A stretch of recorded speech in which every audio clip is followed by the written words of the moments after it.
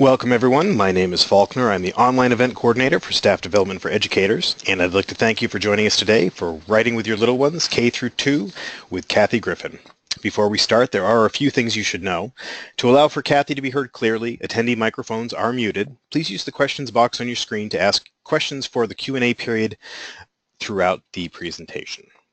Most audio and video problems you might experience can usually be solved by closing any other programs or applications you might have open and running on your computer. The session is being recorded, and assuming no technical difficulties, you'll receive a link to the archive within 48 hours. And at the end of today's presentation, you will see a short survey, and by completing that survey, you do help us in providing future complimentary webinars. For those who might not know us, Staff Development for Educators provides professional development for pre-K through 12 educators through on-site PD, PD events, web-based PD, and PD resources. We empower educators with research-based, innovative, and rigorous PD that's practical, motivating, and fun. We are pleased to have Kathy Griffin joining us for today's webinar. Kathy is an early childhood education specialist with 15 years of teaching experience in pre-K, K, multi-age, and second grade. She's earned national board certification as an early childhood generalist and has twice been nominated for Disney Teacher of the Year. In 2006, Kathy received the Friends of Children Award from the Oklahoma Institute on Childhood Advocacy for the inclusion of children with special needs into her regular education classroom. She's highly skilled at differentiating instruction for all learners in the early childhood classroom and implements strategies to engage all students on a daily basis. And before we turn it over to Kathy, we're actually going to take a little poll, and I'm going to launch this here and asking, just so we get a sense from where everybody's at, what grade you teach. If you could answer in there, kindergarten, first, second, if you're homeschool, or if you are an administrator. If you could let us know that. And I'm going to give this another moment or so. All right, looks like we're slowing down. So I'm going to close it up and share that out. And so we've got 47% kindergarten, 30% first, 11% second, 2% are homeschool, and 11% of you are administrators. Thank you all for joining us. And so with no further ado, I'm going to turn it on over to Kathy. Oh, are you still with us, Kathy? I am, but I lost the screen. Oh, no. Well, there it is. It's back. Oh, you're back. You're back. I think the poll might have taken it over. The poll took over. I was kind of thinking, is it going to go back? And it did. All right. Hi, everybody. How are you doing? I hope you survived yesterday. No one should have to have Halloween on Monday. That just should be illegal, and we should have it on Friday and be done. So I'm sure that you're tired, but thank you for joining us. And we are going to talk about writing. So when I was deciding to do this webinar, I was thinking, how can I talk about writing in about 25 or 30 minutes? So the main thing is we want our students to love to write. And I was thinking of all the ways that's something that I do in my classroom is to get them to love to write.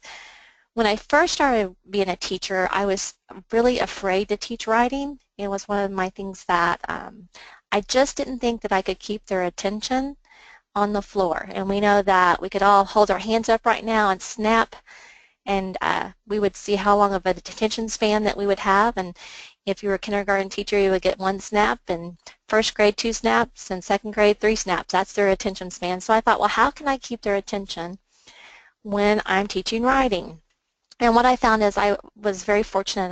My second year, I was put with a team teacher, and we collaborated a lot, and we actually got to open our door and do the team teaching. There was a wall between us that we opened up, and she loved to teach writing, and so I just got to sit back and watch her, and I fell in love with it. So we're going to give you some of the tips that I've done over the years to help me with teaching writing. Basically, there's 7 ways to get your little ones writing, and the first one's so important. We're going to go through all of them. I'm just going to kind of bullet them at first, is to give them time to share orally. We want to read engaging literature, use it as mentor text. We want to share different types of writing. We want to support them with a gradual release model, and we want to use motivating interactive writing program, which I'm going to show you about. We want to provide them time to do writing, to be independent about that, and we want the students to provide their own writing topics. So let's just go right there on their own writing topics. We'll hit that one first. If you're having them do writing in Writer's Workshop, or you're having them sit down and do some writing. If we give them a topic, it's okay to give them a topic sometimes, but sometimes, most of the time, we want them to come up with their own topics. And I'll just give you an example. If I said, okay, everybody on the webinar has to write a story about going fishing, a time when you went fishing. Okay, so basically I would have a story about that. Not that I'm a fisherman, but I have a funny story about me fishing, so I would be able to write. And if the goal was is that the only way you could stay on the webinar is if you wrote a great story about fishing, some of you all would be just checking out and closing out your monitor. So the same thing with children. We get writer's blocks. We want to provide them with opportunities to have their own writing topics. I'm going to talk a little bit about how we can do a preferential release guiding and let them help us with their writing and coming up with their topics. We'll do that in just a little bit. Number one, give them time to share orally. I always start my day with a sharing. What did we do the night before? And we turn and talk. It doesn't take much time. They're going to talk anyway, and it's just a way to build your classroom community. So I call it share time. Turn and tell a friend, what did you do last night? What did you do over the weekend? And we just take time for them to share about their lives, because we know that young children, in order to write stories, they have to be able to tell a story orally. And we talk about children talking from their experiences and their memories, and we know young children, they don't have a lot of memories, so we have to teach them what is an experience, what is a memory. So I always say 5 minutes of sharing in the morning makes for great writing in the afternoon. As my children share, I'll say, that would make a great story. And it's so funny because you'll hear my children tell each other that when they're sharing and turn and talk, but that would make a great story this afternoon. And so that's just one way of getting them to get away with that. I don't know what to write about. How many of you had that? I don't know what to write about, Mrs. Griffin. So I could always say, well, remember when you were telling us that story this morning? That would make a great story. So we want them to share. The next thing we want to do is we want to give them great stories to listen to. So I listed a few of them. We want to have fiction for fun, and if you teach, I saw we had a lot of kindergarten teachers, and the first and second grade we have struggling writers. It's great to introduce them to conversation speech bubble books, because they can all write a book with speech bubbles. It's less intimidating, and it gets that first writing out there. Mo Willems has tons of them with Elephant and Piggy that will make you laugh, give you a Don't Let the Pigeon books. I just found a brand new book. It's not brand new, it's brand new to me. It's called Let's Play in the Forest While the Wolf is Not Around. Write that one down. That one is so cute, and I could get the kids writing with that one too. And how many of you know of Fly Guy? So those are just easy fiction books that you can use as a model for the children to do writing with. We want to get them engaged in reading, and we want them to know that when we write for the person that is reading the text. And then we want to have fiction stories that are about experiences and adventures they can relate to. One of them of my favorite books is Ralph Tells a Story. I don't know if you've heard that one before. It's getting more popular right now, but Ralph has a really hard time writing stories. So if you have reluctant writers, or I actually share it for the whole class, it is hilarious. It goes through the whole thing. He climbs underneath the desk. He wants a drink of water. He will remind you of every student that you have in your classroom that does not like to write. And in the end, he becomes a writer, and he has stories to write about. And it connects it to him being able to talk about his stories. So it's a great way to get your children engaged. Another one is, we have some children that like informational text. We want to do informational text with our children, but we want to do it around their interests. So I always survey my children and ask them at the very first of the year what's their interest. And I do a check-in throughout the year, because what they're interested at the first and what they're interested in the middle and what they're interested at the end changes by what you teach. You provide the lessons and the topics, and then their interest level goes with that. And I always include poetry and rhyming stories, because we want them to play with words, and that helps them when they're writing. We want to support them with a gradual release model. How many of you model in front of your students? Look at my messy writing. I'm showing you my messy writing because this is real-time writing with children right there. That's what it looks like. Not very pretty, but it's very effective. The research says that if you model in front of your students are going to write more. That's it. I lost 80 pounds with Weight Watchers, and the research is if you go to the meetings, you're going to lose more weight. It's exactly the same thing. We want to write in front of them, and then they can see it. It doesn't have to be a lot of writing. So we use the gradual release model, which is I do, you watch, and I use Writer's Workshop where I model first. And then we do a I do, you help, which is interactive writing and conferring, and then you do, I help during Writer's Workshop, conferring, and the Writing Center. So let's read my story. Every time that I change, every day I change marker color. So see how much I wrote? I didn't write very much in one day. That's basically what it is. And it usually takes me 5 days to finish a story, sometimes 4 and sometimes 7. It just depends. So this is called the surprise. One night I was still sick. I had pneumonia and was laying on the couch. I had my comfy PJs on and was snuggling with Tank in a blanket. Tank is my dog, for you that don't know. Tessa was out with her friend Chelsea. If you notice that line right there, Tessa was out with her friend Chelsea, my students wanted to know where my daughter Tessa was at that time. And so when we went back to edit it, they asked me that, they told me the reader needed to know where Tessa was. So I went back in there and I modeled that it's okay to edit my text. So knock, knock, knock, I said, and my class said, well, you have a dog, and if someone knocked on the door, then the dog would bark, which I thought was great. And then it said, Daryl, can you see who it is? Daryl said, sure. 2 dogs came running in the door. I said, it's Amanda, Josh, Rhino, and Chloe. I was already feeling better. So you see how I stopped for that day, and my class will always say, what happened next, Miss Griffin? What happened next? And I'll say, you have to wait till tomorrow. The dogs were wearing, and look, I made a mistake. See how you can make mistakes without even realizing it? And I just wanted to show you that because it's a great chance to go back with your class and edit it in front of them. The dogs were wearing shirts. I said, how cute. Daryl was glued to the TV. How many of you know what that means when your husband is glued to the TV, your wife is glued to the TV? It means they're not paying attention. Rhino jumped on Daryl's lap. Chloe went yelping around in a circle. Daryl looked down and saw Rhino's shirt. It said, what are you doing in October? Daryl said, are we going to watch a Dallas Cowboys football game? That's all I put. And I said, we'll find out tomorrow. And they're like, what does it mean? I'm like, I don't know. You're going to have to find out tomorrow. So the next day I put, I shot up off the couch and I screamed, oh my goodness, are you going to have a baby? Daryl said, what are you talking about? And that's where I stopped for the day. Next day, Amanda and Josh yelled together while looking at me and said, you're going to be a grandma. Chloe finally jumped on my lap. Her shirt said, I'm going to be a big sister. The end. So I modeled in front of them a story. They ask me questions every day, and then we go back and we edit my text. And we come up with a title, and we see what we can do to make it better. So you're going to get much more writing out of your students if you model. Remember when I talked about that preferential release?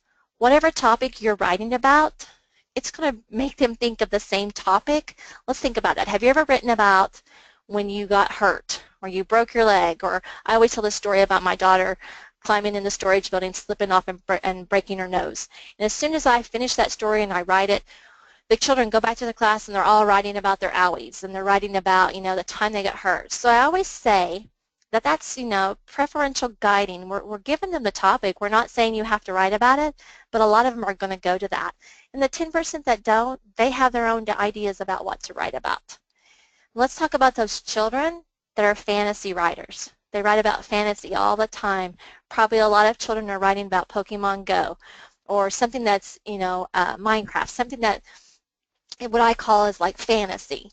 Those children, the only way to get them out of that is have them share stories during the day. They have to realize their stories are just as exciting. So yes, I let them write about fantasy, but my goal is to move them over to writing about stories about their experiences. And you're able to do that if you model in front of them and you let them share their stories. I want to make sure that I'm showing different types of writing. We make lists all the time. Kindergarten, first, second. Make lists. Organize your thinking in front of your students. We make predictable text charts for the younger ones. We work on letters. Oh my goodness, we write letters.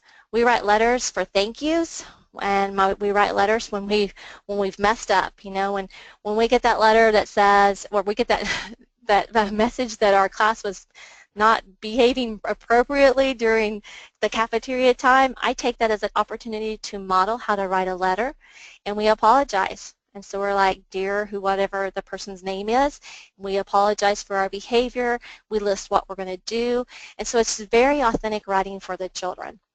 I love to write letters. We write letters of inviting people to our class, and it's just a great way to get them involved in that experience. We do personal narratives all the time, those small moments, things that happen in our lives, experiences and memories, And then I love It's a Hoot to do informational, that should say expert, not export, expert books, where they write about a topic that they're an expert about. And you know, first graders write about playing soccer, and they write about being a cheerleader, and they write about raising chickens, whatever they're expert about. I had one student draw a how to draw book, and so every page was a step of how to draw. So those are fun too. And then poetry. We want to share different types of poetry, and I write poems in front of my students, and I write songs in front of my students. One of the easiest ways I get them to write is with an interactive writing mode, and I'm just going to show you some pictures of this. This is going to be recorded, so you'll have a chance to come back and watch it again if you don't get it the first time. We choose a student, and we go through, and these are the pick me and I had a turn. So the children all have their names in the pick me jar. Little, you can use just a cup. I had these decorated at a conference. And so every class has a stick. We draw out and see who is the student of the day, and we do a gradual release. When I'm finished pulling it out, I put it in I had a turn, and that child gets the chart ready. And I've done this with pre-K, K, first, and second grade. So they all can do it. You just differentiate it for them. They get the paper ready, and then we prepare the chart. We ask questions, and yes, that's a messy chart, but there's so much learning going on. We ask questions. The questions here were, Caden, are you a boy or a girl? And then, Caden, what do you like to eat for dinner? How many brothers and sisters do you have? Those are the questions that are asked, and we ask those questions to every child in the class. That's called a round, till every child answers those questions. Every day, one student is that person. We ask those questions. When we're finished, we go to round 2. So we ask the questions, and then the children ask, they're the reporters, they ask the questions, and then the person of the day answers it in a complete sentence. After we've done that, then we do happy talk. If you see right there, it says happy talk in the middle. Beside it, it says courage. I incorporate character education into mine. Happy talk is saying nice things about your friends. So if you do character education, then I model how that student shows, like this one was courage, how he shows courage. And then I model the first happy talk. So I put Caden raises his hand when he needs help, and I sign it Mrs. Griffin. And then the rest of their friends come up and they write things about them. It's interactive because it's wherever the child needs it. If you're teaching a kindergarten class, you may have them write one letter, one word, or as the year goes by, they can write their own sentences too. First grade, they're writing. Second grade, they're writing. When we run out of room, I give them sentence strips, and they're able to tape the sentence strips on there. The children take them home every night. When we're finished with it, we go back and we read for comprehension. And so we go back and I'll say, let's read to see if Caden is a boy or a girl. And so we say Caden is a boy. Let's read to see what Caden likes to eat for dinner. Caden likes to eat macaroni and cheese for dinner.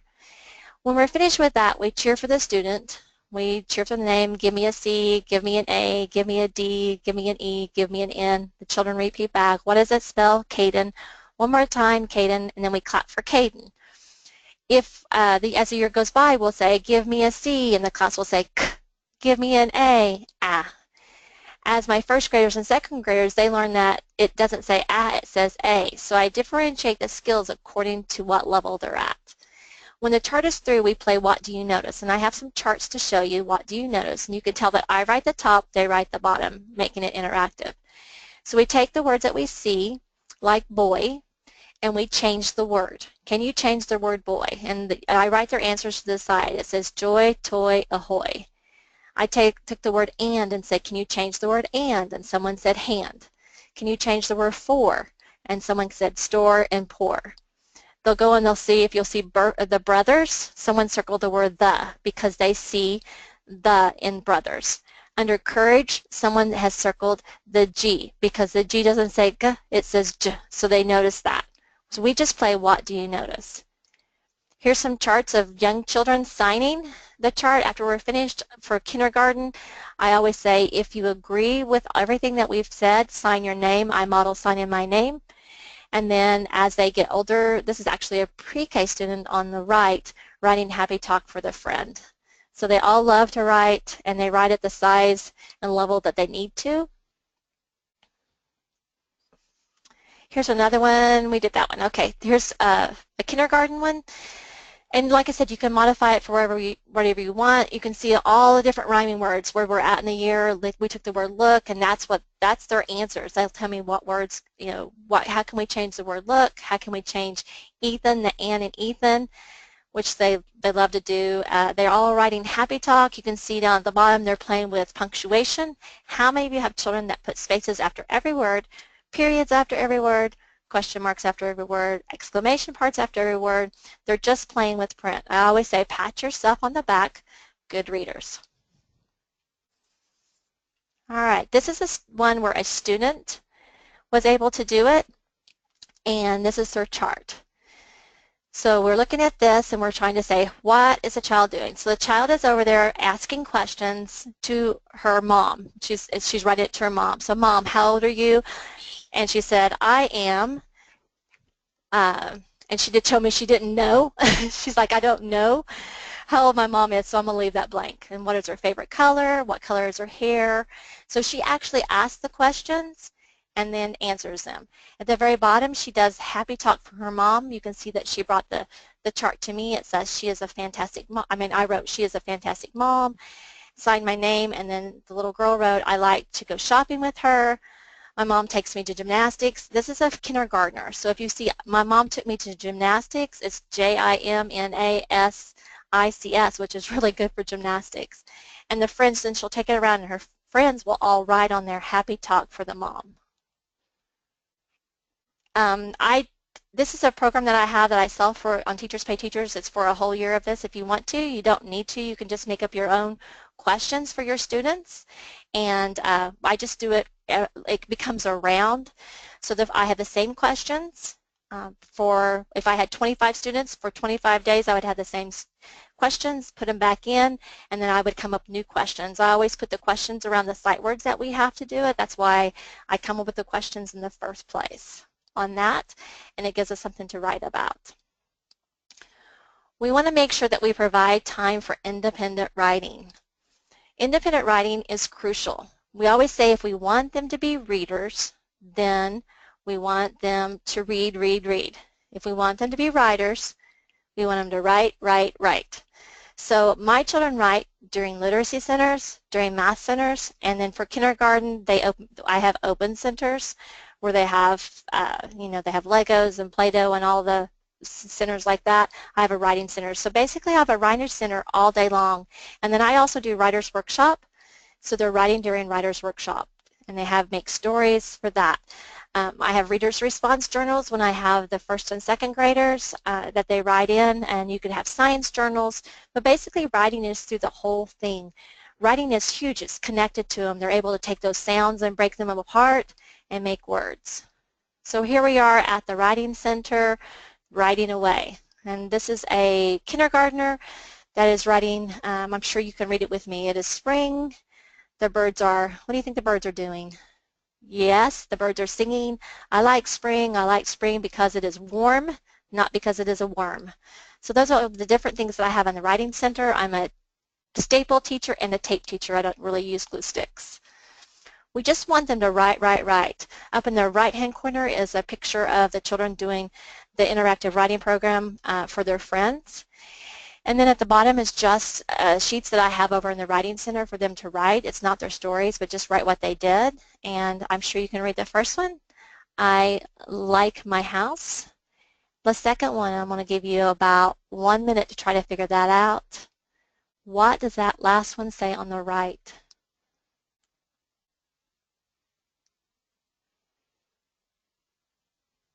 Most people say it says church, but it does not. Okay, here's your clue. Those are pumpkins beside the house. Now do you know what it is? I went trick-or-treating. So we want to make sure that they write, write, write. I have you a freebie. If you want to go to my site, Kathy Griffin, it's just kathygriffinteach.com, but there's a long address if you want to go to it that way.